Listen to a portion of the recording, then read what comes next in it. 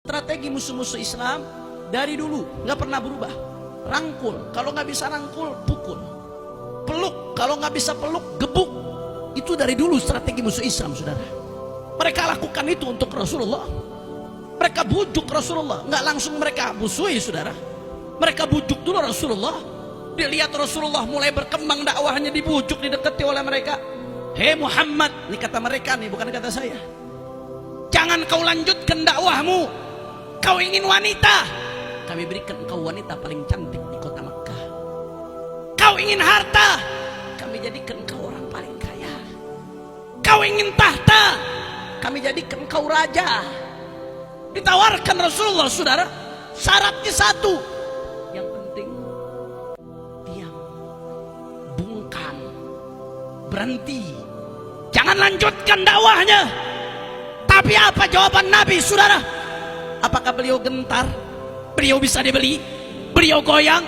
Dengan tegas beliau jawab, saudara, law wada'u syamsa biyamini wal qamara biyasari ala an atruka hadzal amr wallahi lan atrukahu hatta adharahu Allah au ahlik dunah. Kata Nabi, saudara, jangankan harta, jangankan tahta, jangankan wanita. Andai matahari mereka taruh di telapak tangan kananku, bulan ditaruh di telapak tangan kiriku, supaya aku tinggalkan dakwah ini, supaya aku diam, supaya aku bungkam, demi Allah, aku tidak akan mundur sampai diberikan kemenangan oleh Allah atau mati bersimbah darah, saudara.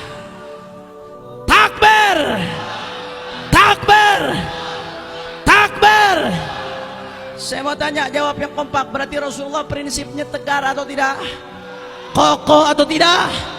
Kalau dengar seperti ini Rasulullah SAW, kita yang prinsipnya suka goyang, malu atau tidak? Malu atau tidak? Ini fungsinya kita hadir maulid Nabi, saudara. Manu tabitu bihi fuadak, supaya mantap kita punya hati, saudara. Betul? Kalau bicara soal perjuangan yang lebih dalam lagi, saudara, Masya Allah, Masya Allah. Kita punya Nabi, saudara. Saya teringat perkataan Kiai Syukran Ma'mun, seorang ulama sepuh, dai luar biasa. Mudah-mudahan Allah jaga beliau. Kiai Syukran Ma'mun mengatakan, kita ini bisa bahagia saat ini, saudara, senang, gembira, duduk seperti ini, saudara. Kita bergembira di atas penderitaannya Rasulullah, saudara. Sehebat apapun tantangan, rintangan yang dihadapi oleh habaib ulama kiai saat ini, demi Allah, tidak ada seujung kuku dibandingkan dengan Nabi Muhammad Sallallahu Alaihi Wasallam. Saudara, saya ngomong seperti ini bukan asal ngomong, saudara. Saya alhamdulillah pengalaman pernah mondok 1 tahun di pondok pesantren Mabes Polri, saudara. Tahu pondok pesantren Mabes Polri? Penjara. 1 kamar dengan ayah saya, mertua saya, Sayyidil Walid Al-Habib Muhammad Rizik bin Hussein bin Syihab. Mudah-mudahan Allah jaga zahir batin beliau. Amin ya rabbal. Pengalaman, saudara. Ada di sini yang mau mondok di Mabes Polri? Saya daftarkan kalau ada yang mau. Saya ngalamin, Pak, Bu, yang namanya dakwah turun dari pesawat 2018 di Manado, saudara. Bukan disambut pakai hadrah, bukan disambut pakai protokoler, bukan disambut marching band, disambut pedang, saudara. Disambut tombak, disambut panah. Saya mau dibunuh, saudara. Saya ngalamin yang namanya dakwah. Dari tempat ke tempat, panitia mendapatkan intimidasi, mendapatkan tekanan, mendapatkan rintangan, saudara. Masya Allah. Tapi saudara, wallahi, demi Allah, yang saya alami, yang habaib alami, yang kiai saat ini alami, wallahi tidak ada seujung kuku dibandingkan yang dialami Nabi Muhammad Sallallahu Alaihi Wasallam. Abu Lahab, saudara, paman Nabi sendiri. Apa yang dilakukan Abu Lahab? Dia lempari kotoran di depan rumah Nabi, saudara. Hampir setiap hari Abu Lahab lempari kotoran di depan rumah Rasulullah.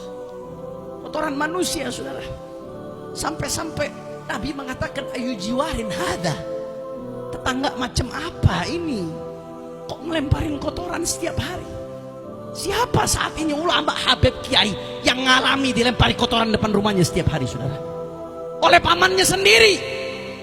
Belum lagi Abu Jahal Asy-Syaqi, Rasulullah sedang sujud di depan Ka'bah, Pak Bu.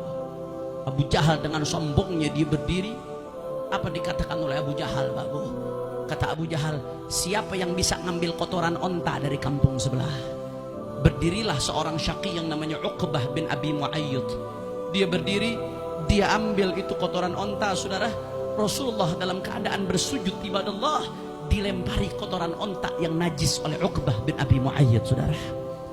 Anda bayangkan, ini yang dilempari kotoran onta kulitnya Rasulullah. Dalam keadaan beliau bersujud, saudara. Kulit yang begitu mulia, kulit yang lalat pun gak bisa hinggap di kulitnya Rasulullah, saudara. Kulit yang wangi, keringatnya lebih wangi dari misik. Kulit yang tidak akan disentuh api, saudara. Kulit yang kita berangan-angan menciumnya. Kulit yang ketika Isra Mi'raj Jibril tidak bisa nembus Sidratul Muntaha, tapi yang nembus adalah kulitnya Nabi Muhammad. Dilempari kotoran kulit ini, saudara. Kufar Quraisy ketawa. Tertawa mereka, lihat itu, puas mereka. Sahabat saat itu jumlahnya sedikit, ibadah Allah. Sampai datang putri tercinta Sayyidatuna Fatimah. Rasulullah tetap dalam keadaan sujud, di atasnya penuh kotoran onta, ibadah Allah. Datang putri tercinta Sayyidatuna Fatimah dengan tangan sucinya, saudara. Sayyidatuna Fatimah membersihkan kotoran dari atas Nabi, ibadah Allah. Ya Allah, yang bersihkan kotoran tangannya Fatimah, putri tercinta Rasulullah, darah dagingnya Rasulullah. Kalau Anda lihat para habaib yang ada di sini, para dzurriyyah Rasulullah, mereka lahir dari rahim-rahim yang dilahirkan Fatimah. Tangan ini yang bersihkan kotoran, saudara. Dibersihkan kotoran oleh Siti Fatimah. Katakan kepada saya, Gulli, katakan kepada saya, sehebat apapun penderitaan habib, ulama, kiai, perjuangannya saat ini, katakan siapa yang mengalami seperti yang dialami Rasulullah, saudara? Tidak ada, saudara. Kecil kita dibandingkan Rasulullah. Akhirnya setelah dibersihkan oleh Siti Fatimah, Rasulullah bangun dari sujudnya, saudara. Beliau angkat tangannya, beliau minta kepada Allah Subhanahu wa ta'ala. Apa yang diminta oleh kepada Allah Subhanahu wa ta'ala, Rasulullah angkat tangannya. Rasulullah katakan, Allahumma alaika bimala'in min Quraisy.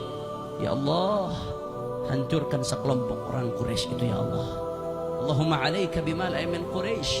Ya Allah, hancurkan sekelompok orang Quraisy itu, ya Allah. Allahumma alaika bimala'in min Quraisy.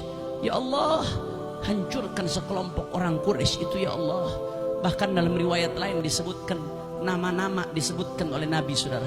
Allahumma alaika bi Abi Jahal, Allahumma alaika bi Uqbah bin Abi Mu'ayyid, Allahumma alaika bi fulan, bi fulan, bi fulan. Ya Allah, hancurkan Abu Jahal, ya Allah. Ya Allah, hancurkan Uqbah bin Abi Mu'ayyid. Ya Allah, hancurkan fulan, fulan, fulan. Dan apa yang terjadi, saudara? Nama-nama yang disebutkan oleh Rasulullah, yang disumpahi dalam doanya tadi, mayoritas mereka mati terhina di perang Badar, saudara. Sallu ala Nabi Muhammad, sallu ala Nabi Muhammad. Makanya kadang-kadang kita jangan kaget kalau ada sebagian ulama kita yang tahu-tahu doa angkat tangan mendoakan supaya orang-orang zalim dihancur. Itu diperbolehkan dalam syariat, saudara. Di Al-Quran itu Allah pilih antara dua. Ketika ada orang dizalimi, dia mau memaafkan, bagus, dia dapat pahala, dan itu pernah dilakukan oleh Rasulullah. Atau dia mau membalas dengan balasan yang setimpal. Kalau dia nggak bisa balas, dia angkat tangan, dia sumpahi, la yuhibbullah al-jahra bis-su'i minal qawli illa man zalim. Kata Allah Subhanahu wa ta'ala, itu juga boleh, saudara. Dan ini pernah dicontohkan oleh Nabi, saudara. Kita nggak usah repot, ibadah Allah. Dua-duanya pernah dicontohkan oleh Rasulullah SAW. Yang penting jangan pernah berbuat zalim, saudara. Betul? Betul? Betul?